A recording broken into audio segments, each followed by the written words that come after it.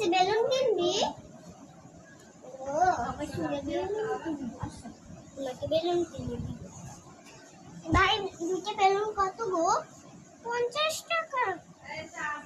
আচ্ছা না আমি পুতুল কিনবো, বেলুন কিনবো না। এইটাই তো দোকান আলা, বুঝছো নি? পুতুলও কিনবা? আচ্ছা ঠিক আছে নাও। পটকাও নাও, তাহলে পুতুলের সাথে খেলতে পারবেন। নেন ভাই। মা একটা এই যে পটকা এনেছি। হাত হবে না, এগুলা ভালো না, চলো বাড়িতে চলে যাই।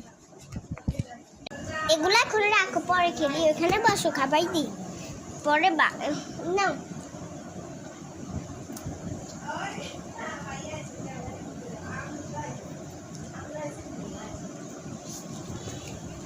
হ্যালো গাইস, তো আমাদের ভিডিওটা কেমন হয়েছে আপনারা সবাই লাইক কমেন্ট সব